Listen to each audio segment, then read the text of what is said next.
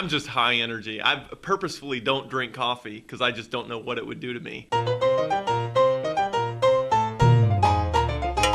The Dutch spelling actually has 2 more letters than the what I call the American spelling, or the spelling I use for the Bomgar, the company. And we brought in a world-renowned branding consultant, and he recommended we use a derivative of my Dutch last name as the company name. And we had looked for an alternative name and come up with 400 alternatives that were not very good, and the whole leadership team said, hey, that's the first one. That's the first idea that actually seems like it would work. My family got its first computer when I was 15, and I loved taking it apart and repairing it and making it faster, which drove the family crazy because there was parts on the floor all the time.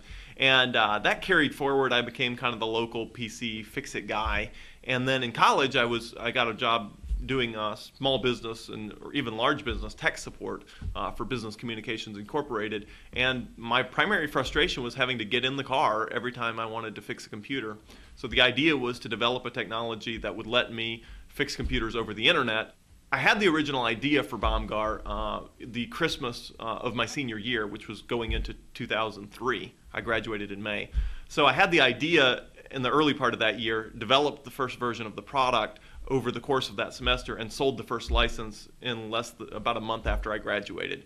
So somewhere in there, it turned from idea into product into first license. In 2008, we had a big, hairy, audacious goal, and that was to sell 1 million licenses of our product. So we put 1 million BBs in this 6-foot-tall canister, and essentially what we do every single month is we scoop out the number of licenses we've sold and we dump them in that canister over there. There's still a ton of market we have not yet captured. So our goal with this was to get everybody thinking big. Our goal is not to just participate in the market, but to go out there and win the market.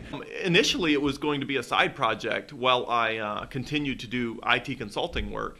And once the revenue started rolling in, and I think we made $25,000 in the first couple months, and then by the end of the year, $100,000, it became very clear that, okay, the trajectory of this is going to far exceed a few $100,000 over the course of a few years.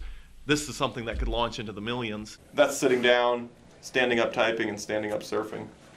And it's just, you know, it's for the ergonomics, right? Yeah, because I bike into the office, and then it feels horrible to bike in, park my bike behind my desk, and then just go sit down.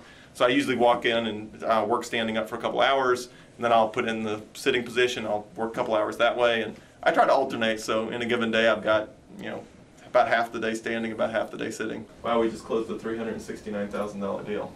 Woohoo! As soon as the dial hits green, the bonus starts phasing in until it ends the green zone. So I think every employee company-wide knows when the dial hits the green zone. These bookcases are a bunch of my favorite books. These are all free to employees. They can come take them. They don't even have to return them. Even in the US, we have maybe a quarter of the Fortune 500. Well, that's still 3/4 of the Fortune 500 we don't have. And then when you include the Global 2000 and all these lists, the market we don't have is still vast compared to the market we do have.